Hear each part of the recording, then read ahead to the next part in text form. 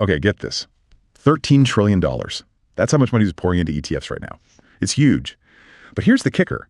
Only a tiny fraction of growth funds out there might get you close to that 10x return by 2035. We've crunched the numbers, and frankly, it's kind of shocking. 3 of the top contenders. They carry enough risk to potentially wreck your portfolio in a next downturn. Huh. Seriously, stick with us because we're going to reveal the rankings, show you how risk totally flips the story, and give you the truth. Wall Street doesn't exactly shout from the rooftops. Welcome to the deep dive. And yeah, that 13 trillion number, it just underscores why having a smart strategy is, well, more critical than ever. So our mission today is simple. We're going to walk you through, point by point, our own research into 5 of the most buzzed about growth ETFs. We're talking VGT, QQQ, VUG, SCHG, and yeah, that super volatile one, ARKK. You're with ChannelVest, your expert in ETF strategies. We're jumping straight into the data. No fluff. Explaining our findings step by step. You don't want to miss this. Yeah. Important disclaimer. All right, first things first. We absolutely have to start with the legal stuff, the foundation.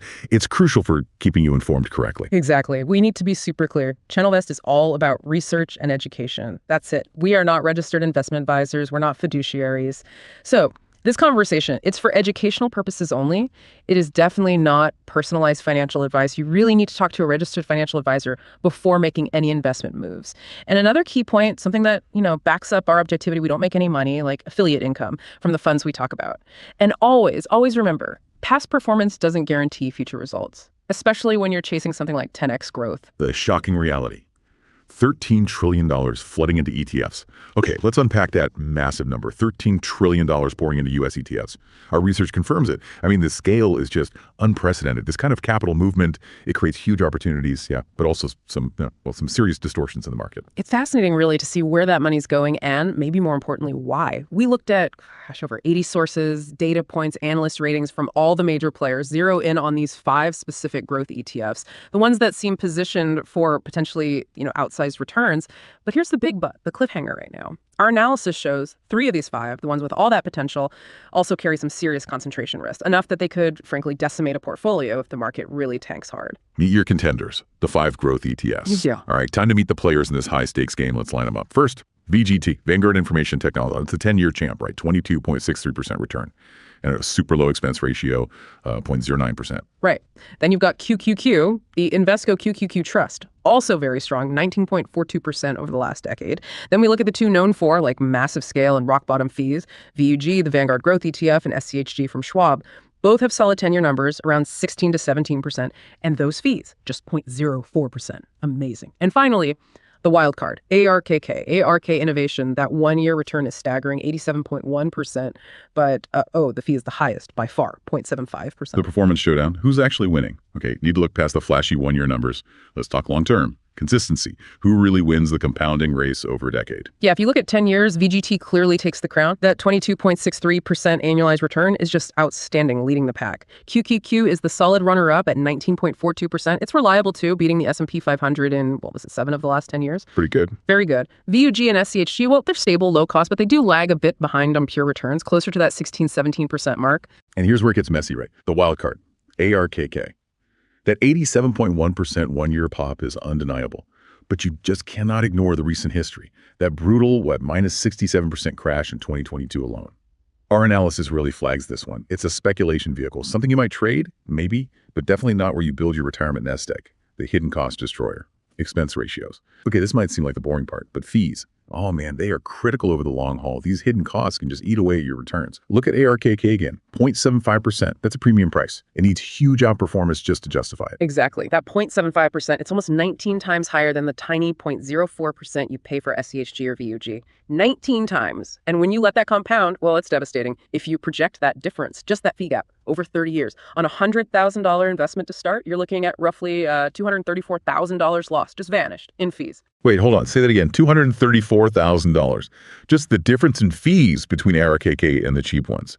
Over 30 years, costs you potentially a down payment on a house. That's, wow, that's a massive hidden cost indeed. ARKK's stunning comeback, but can it last? Okay, let's be fair. The momentum is real. That 87% 1-year return, that's why ARKK gets the headlines. It grabs attention. But you immediately have to balance that excitement with the brutal historical facts. Yeah, because over 5 years, ARKK is actually down, negative 1.6% annualized return. Factor in that massive 2022 crash, It actually destroyed something like $7 billion in investor wealth over that 5-year period. It's astonishing. The core warning that came out of our research is this. ARKK basically mixes extreme momentum chasing with companies that have, let's just say, catastrophically low-quality fundamentals.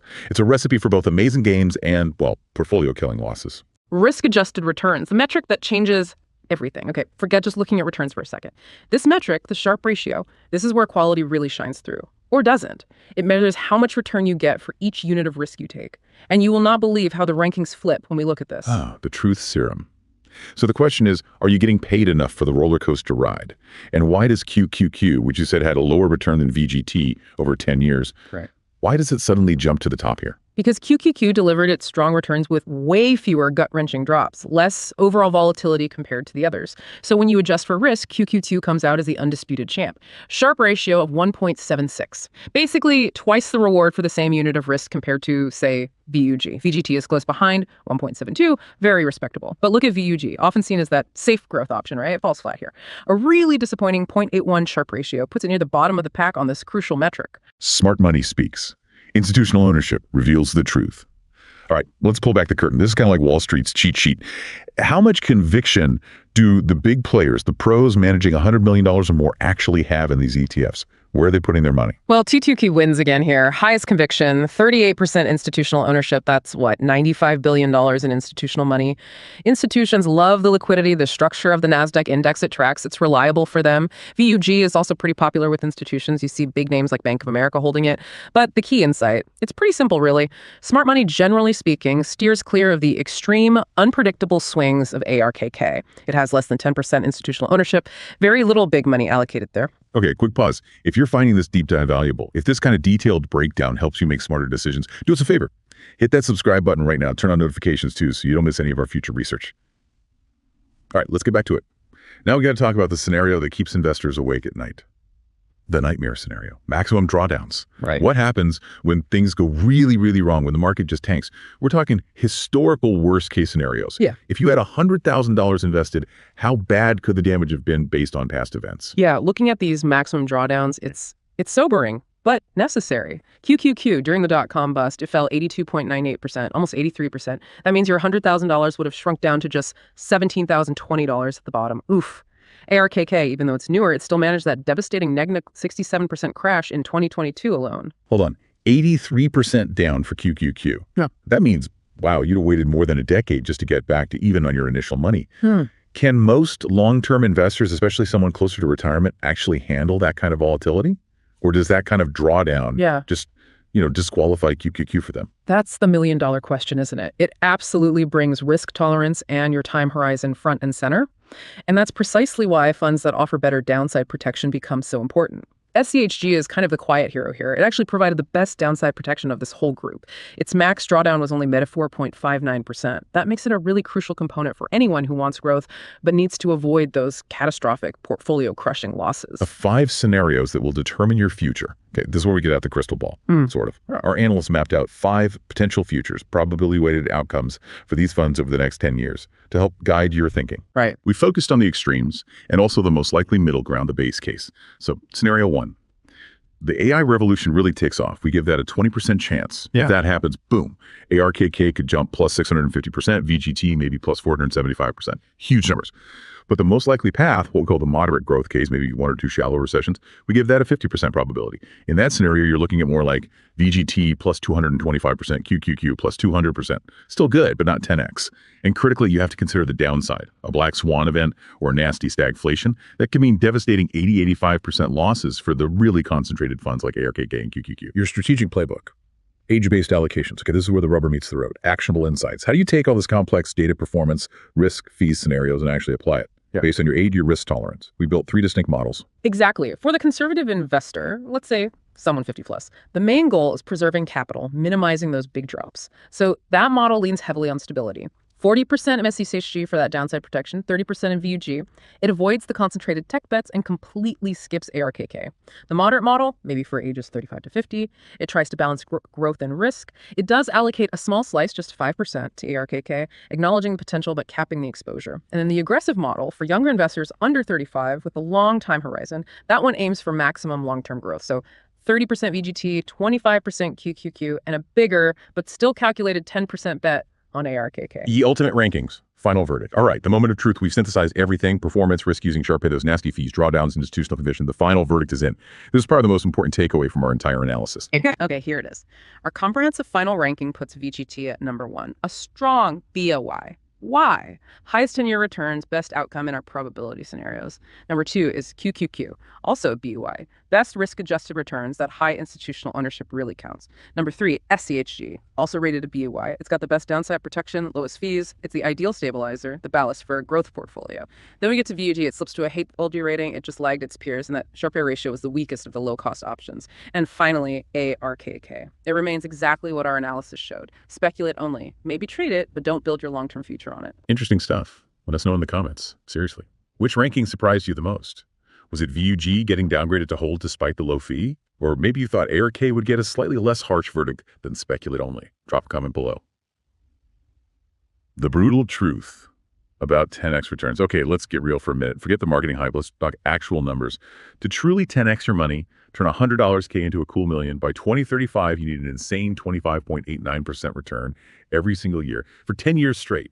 Is that even possible? Like, realistically sustainable? No, mathematically. VGT's historical 22.63% is the closest, but still falls short. It's heavy tech focus, gives it the best shot if this AI boom just keeps going perfectly, but it's still below that 26% mark. QQQ, statistically, it's below the threshold needed. ARKK, sure, it can mathematically do it. It hit 87% in 1 year. But the volatility, who could actually hold it through those minus 67% drawdowns? It's virtually impossible from a behavioral standpoint. And the sobering reality check, it comes from places like Vanguard. Their own forecast for growth stocks over the next decade. Much, much lower, like 1.9% to 3.9% annualized. Wow, that's a huge gap. Almost 26% needed for 10x, but the base forecast is under 4%. So how do you bridge that? The data really suggests that maybe aiming for 2x or 3x, like 7% to 11% annualized, is a much more realistic, achievable goal for most long-term investors in a typical growth scenario. Don't miss what's coming next. Absolutely. And look, we've really only scratched the surface today of how you can strategically use these ETFs. We're constantly breaking down these complex investment ideas into simple, actionable insights for you. Yeah, coming up in our next deep dives, we're going to show you some tax loss harvesting strategies. These could potentially save you like $20,000 to $40,000, depending on your situation. We'll also cover some advanced option strategies, things designed specifically to generate maybe 8 to 12% annual income using your growth ETFs. And we'll get into the nitty-gritty of rebalancing triggers the exact signals to use to maximize your returns and, crucially, protect your portfolio from the next big crash. So we've laid out the data for you today. And now just that final required reminder, this is all educational content. Please always talk to a registered financial advisor before you make any investment decisions. Your situation is unique. So we just saw it. That path to 10x, it demands almost 26% returns year after year. Yet the most respected forecasts are pointing towards maybe less than 4%. Here's the provocative thought we want to leave you with. If VGT, the pure play tech leader, with its amazing 22.63% historical return, still falls short of that 10x target, what does that really tell you about the sheer amount of time you actually need?